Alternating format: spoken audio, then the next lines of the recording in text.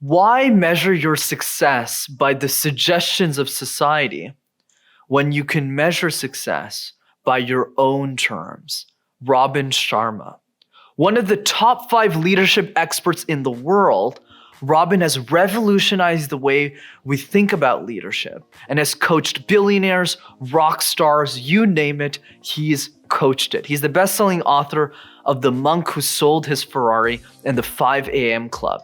And in this week's episode of MasterTalk, I'm going to be breaking down Robin's incredible communication style so that we can learn together on how we can speak and present like Robin Sharma. So let's get into it.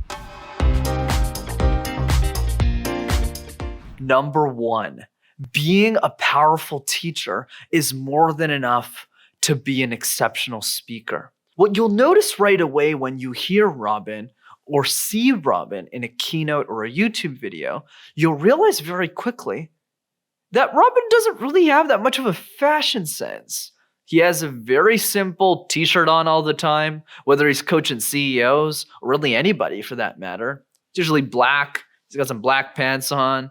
And his stories and the way he shares ideas, it's fairly simplistic and plain. But he's an incredible teacher. And that in and of itself is a lesson. So many of us want to flash. We want to try all these different things, put all of these different suits, make videos in a suit shop just to share our ideas with the world. But the truth is you don't need any of this, right? Or this, or this. All you need is a desire to teach something powerful in a simple way to do it. And if you spend enough time on your craft, on your ideologies, on the way that you think, and you present them enough times, that's more than enough to being the exceptional communicator you need to be. And the final point I'll make on that as well is on simplicity. The way he dresses symbolizes how simple we need to be with our ideas. So take that to heart as well. Number 2, having many stories in your presentations helps you figure out which ones actually stick for your audience. What Robin Sharma does is fairly unique. In a small keynote of only 10 minutes, you'll find him telling 5 to 6 different stories that help prove his point. Seth Godin, another speaker, famously does this as well. But the clarification I want to add here is why. Why is Robin saying so many stories? My perspective on this is fairly simple. His hope is that at least one of those 6 stories lands with everybody in the room. So let's say there's 3 people in the audience. For person number 1, story number 3 landed. And then for person number 2, another story landed. But all of them walk away feeling that they could relate to one of the stories that Robin shared. And the way that I implement this in my game is I like to tell multiple stories to figure out which one resonates with people the most. So what I would encourage you to do is not necessarily to say multiple stories unless you want to do that and that's a part of your speaking style, but rather use it as a vehicle to test every single one you have in your book. Because when you test every single one, you can then ask your audience after, hey, which one resonated with you the most? And then when people go, oh, Julia, Robert, it was this one. This is the story that resonated with me because of that. You start to get insight and data as to which ideas are working, which stories are landing the emotions and the points, and more importantly, which ones are your audience not really remembering either. And finally, number 3, align the way you speak to the people you want to attract to your message. Robin Sharma is an excellent example of that.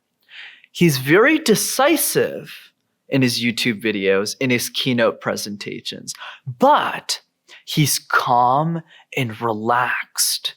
So the question us public speaking nerds need to ask ourselves is, why does he choose that style of communication over any other? And the answer to that question is a lot simpler than you think, because that way of speaking attracts his ideal clients to him. Here's what I mean. If you're a Fortune 500 executive, you're a big dog, you're running a big organization, your mind is generally filled with chaos. So when you look at somebody like Robin Sharma, you say, wow, if I work with Robin, he'll help me calm my mind. He'll help me find peace and help me with my ability to make decisions quickly and swiftly so I can get the results I actually want to achieve. And that's the key here, is how do we intentionally align the way that we communicate a message to the people we want to attract to that message. The way I've personally implemented this tip is I don't swear on my YouTube videos intentionally because I want to attract as many people as possible to our videos and what we're doing with MasterTalk. So in the same way, I would love for all of you to take some time and reflect on what do you want your communication style to be? And part two to that is who are the people that you want to attract to your message, and find a middle ground between both of those questions, and you'll have the perfect alignment for how you speak and attracting the right people to the message that you share out with the world. Why measure your success by the suggestions of our society when you can create your own version of what success truly means? This is what Robin Sharma asks us to reflect on. It's exactly what I'd love for you to think about as well. What does success to you mean in the context of communication? And if there's anything I've learned from Robin, it's this. Communicate in a way that attracts people, the right people, to your message. Do it in a way that's simple, with stories that are impactful, and with a simple environment if you want. I kind of like my suit, so I'll keep it that way. But the key here is how can we share concepts that truly stick with the people we want to serve? As always, if you enjoyed this week's episode of MasterTalk, be sure to smash that like button and subscribe to the YouTube channel as well to see more videos like this. And if you know one person who's a fan of Robin's work or is a fan of leadership, be sure to send them this video so that they'll be one step closer to being the communicator that their leadership demands for them to be. Take care.